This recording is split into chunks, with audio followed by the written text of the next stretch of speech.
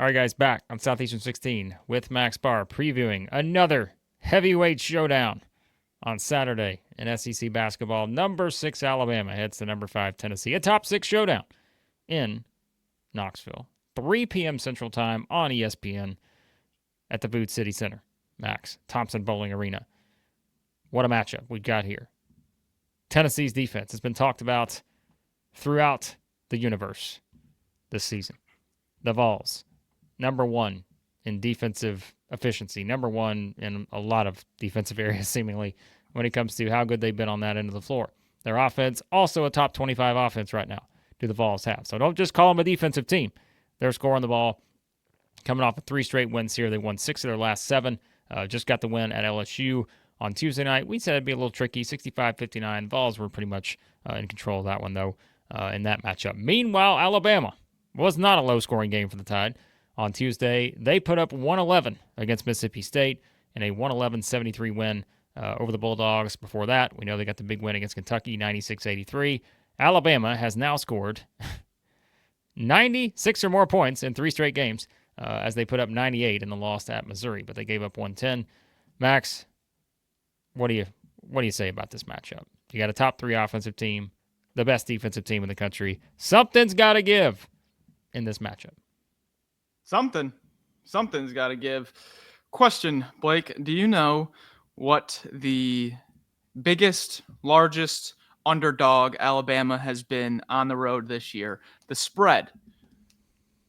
What the largest underdog they've been. They've played some tough games on the road at Purdue, North Carolina, A&M, the Cats, Mississippi State, at Arkansas, at Mizzou. The only thing that comes to mind is whether they were an underdog at Kentucky. I think they were an underdog at Purdue at the time, but I could be wrong about that. It's a long time ago. Maybe 1.5. I don't know. Close. 2.5. The Tide were plus 2.5 at Rupp against the Cats when they won that game 102-97.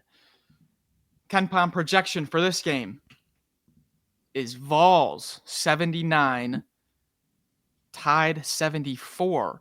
This is going to be the biggest underdog Alabama is all season. It's February 27th, Blake, as we record this. Biggest underdog of the year. The Tide are going to be rolling into this one. Oh boy, is there any? Why might that be? Why would a team like the Tide be the biggest underdog of the year in a game like this, Blake? Well, I'm going to tell you why, and the over-under may also be worth your time, folks. Tennessee has won 3 straight games in the series. Before that, Alabama had won 3 straight meetings in the series. However, since 2019-20, when Nate Oates took over as the head coach, Alabama, Max, as we know, an offensive juggernaut. Have they not been? I mean, they have been an absolute juggernaut. Yep. Offensively. But, and I think it's the same thing I brought up last year, they have not scored. This high-octane offensive team has not scored more. I'm looking at this again. I'm like, are we sure about this? Yep, it is. It's accurate. They've not scored more than 74 points against Tennessee. Not a single time. Here are the point outputs for Alabama since in the last however many meetings, 7 meetings I think it is. Tennessee won 81-74. Tennessee won 91-71. Tennessee won 68-59. Alabama won 73-68. Alabama won 73-68. Alabama won 71-63. Tennessee won 69-68. Those are the meetings in the Nate Oates era. So when we talk about what wins out here, in the games these two have played, where we know Tennessee's been a great defensive team in all those years, right? They've had good offensive teams. They've had probably not so good offensive teams during that stretch, not to that elite type level. But the defense is something where it seems like when we talk about the way these two teams play, we said it this year, it's matchups, right? Like Tennessee, for whatever reason, not a great matchup against Kentucky. Other teams, we talk about matchups. But the way Tennessee plays seems to lend itself pretty well to matching up and slowing down this Alabama team? Because this is just a fantastic matchup. One of the biggest differences in these two teams, because they have some stuff similar. The biggest difference, bench minutes. Blake, bench minutes. Alabama ranks top 40 in the nation in bench minutes. We know about their depth. It's been one of the main talking points all year. With all the injuries, it hasn't phased them. Tennessee, 317th out of 364 in bench minutes nationally. A lot of that has to do with J.P. Estrella being out for the season. That would have been a lot of minutes right there. But in a game like this, where it's going to be a game of blows, constant waves, does depth come into a play here, potentially favoring the road Tide team, where they can just go to the well, bring in big man after big man after big man with the free throws, with foul trouble. Maybe it's Akpara. He was a little bit banged up last week. Maybe it's Milicic or Kate Phillips. Tennessee's got a strict 3 big man rotation with the occasional Dubar minutes, the occasional small ball Meshack minutes at the 4. Does foul trouble come into play here with as aggressive as Mark Sears has been lately, where Alabama has the depth, Tennessee a bit more sturdy in their 7-ish, 8-ish man rotation, Blake?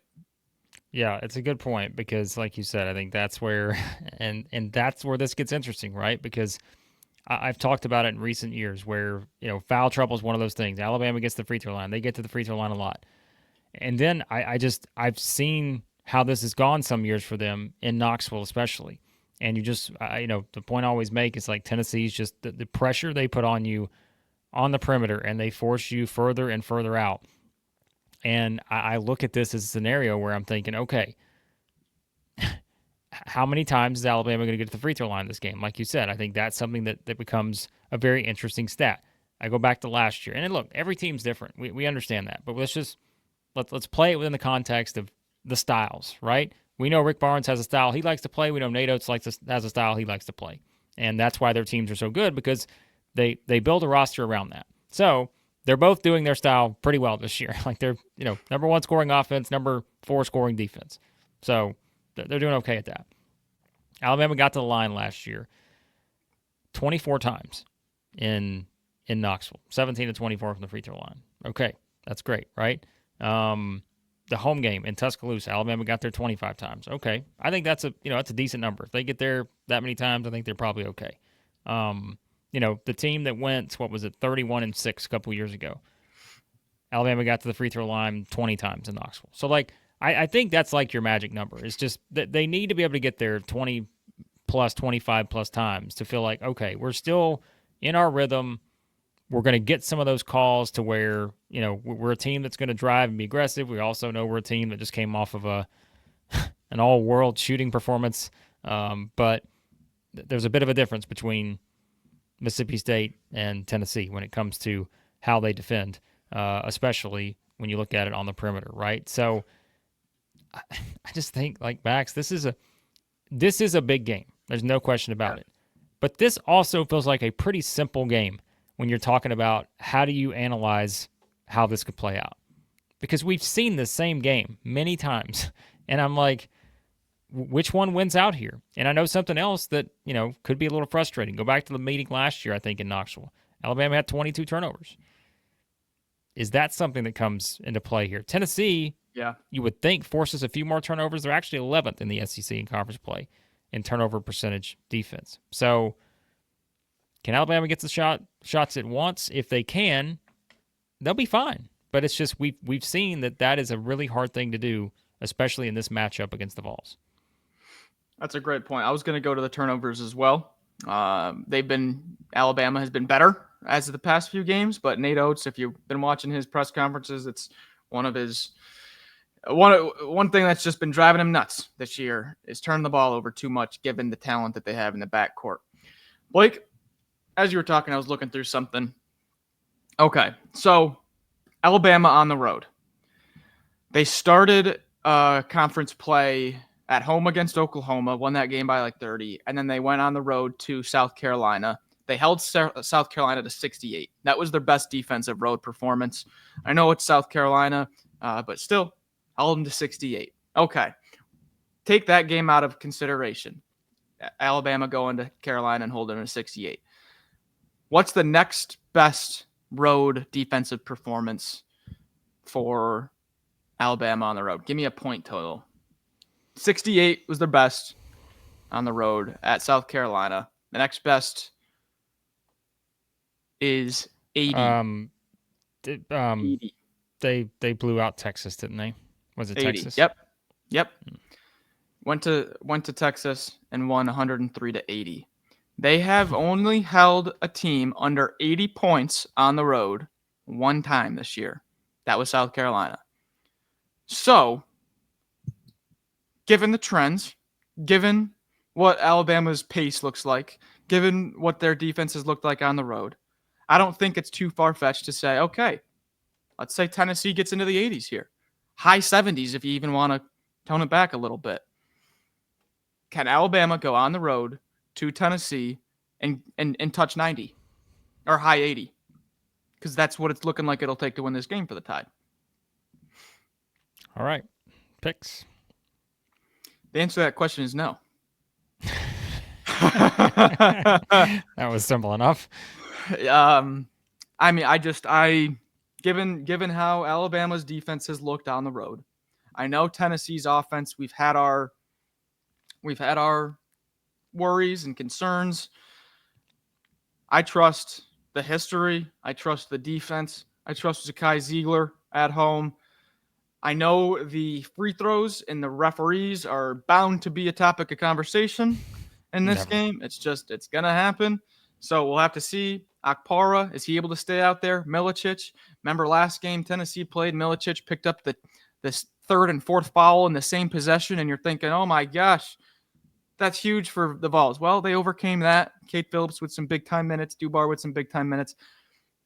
If Sears is getting a whistle, they're ultra-aggressive, Philon's ultra-aggressive, and Alabama's getting the line, I can see it. But I'm going to go with the Vols.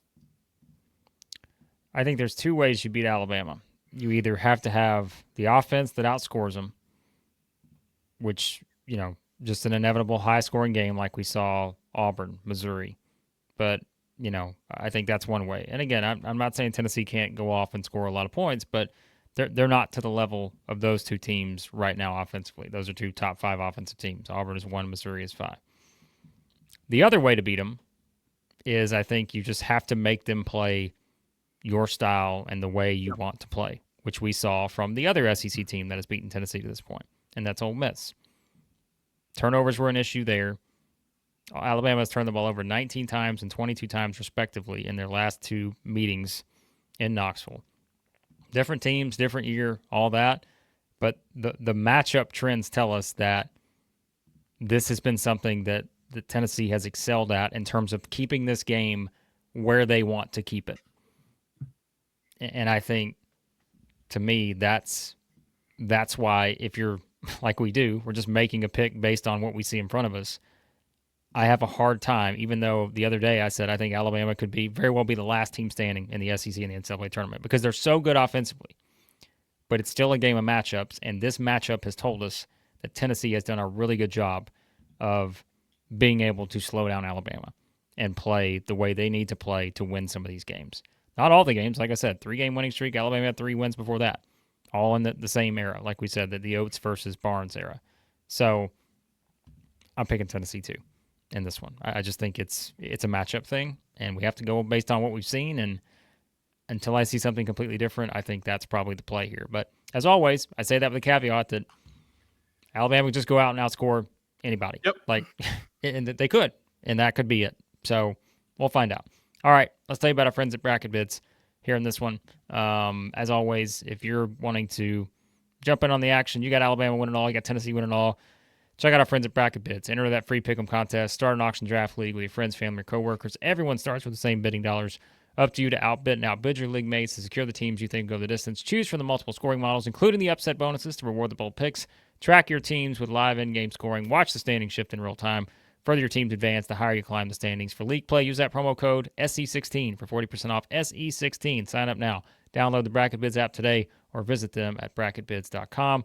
We'll have you covered with reaction on Saturday to this game and all the other ones on probably the biggest slate of the year so far in SEC Yeah. basketball. And what do you know? It happens on March the 1st. It's going to be a lot of fun.